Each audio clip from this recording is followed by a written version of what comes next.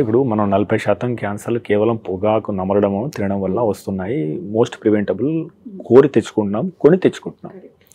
So సాధారణంగా సినిమాల ప్రభావం గల కానీ అంటే ఆ టైంలో ఉన్న ఏంటంటే ఉత్సాహము, వాళ్ళని చూసి నేర్చుకోవడం, సినిమా హీరోని చూసి నేర్చుకోవడం, అది ఇచ్చే కిక్ అది ఎక్కువ ప్రభావం చూపుతుంది కదా.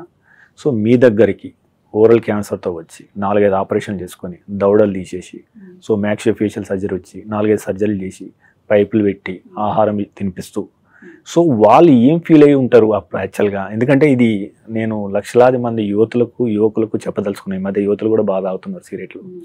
సో సో అప్పుడు వాళ్ళ ఫీలింగ్ ఎట్లా ఉంటుంది? అంటే జనరలీ మనం అనుకుంటాము అదేదో పక్కోడికి అయింది నాకు అవ్వదు అన్న ఒక ఇది ఉంటుందన్నమాట.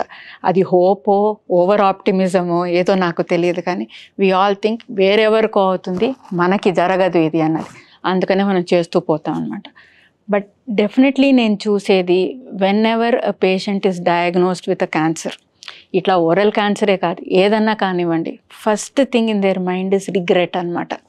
అయ్యో నేను ఇది చేసి ఉండకూడదేనన్నది. ఇప్పుడు మీరు అన్నారు ఏ పాపాలు లేని వాళ్ళకు కూడా క్యాన్సర్ వస్తుంది అన్నది, కానీ వాళ్ళకి రిగ్రెట్ ఉంటుంది. వాళ్ళకి ఏ రిగ్రెట్ ఉంటుందంటే నేను బాగున్నప్పుడు ఇవన్నీ చేసి ఉండాలి అన్నదన్నమాట. So what I see in most patients is regret. నేను ఇట్లా చేసి ఉండకూడదేమో అన్న ఒక బాధ.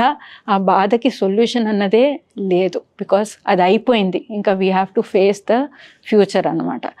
I will have a 55-year-old come to me and say, ఇప్పుడే రిటైర్ అయ్యాను, ఇంకా బాగుంటుందేమో లైఫ్ అనుకున్నాను నేను. And I thought I will go with my wife, I will take her somewhere, నా పిల్లలకి ఇది చేద్దాం అనుకున్నాను, పనంతా అయిపోయింది అనుకున్నాను, ఇప్పుడు ఇది వచ్చి పడింది నాకు అన్నది. సో మనకి ఎప్పుడు ఏదవుతుందన్నది మనకి తెలీదు. అండ్ ప్రతిరోజు we have to value life and live it to the fullest అనమాట. సో ఆ రిగ్రెట్ అన్నది ఉండకూడదు. And that I see every day in patients who are diagnosed with cancer. అయ్యో అది చేసుంటే బాగుండేది కదా అన్నది. 62 లక్షల మంది ప్రజల్లో మెడ్ప్లస్ బ్రాండ్ మెడిసిన్స్ కి మారడం వలన 915 కోట్ల రూపాయలు సేవ్ చేసుకున్నారు. అదే మెడిసిన్స్ అదే క్వాలిటీతో 50 to 80% డిస్కౌంట్లు.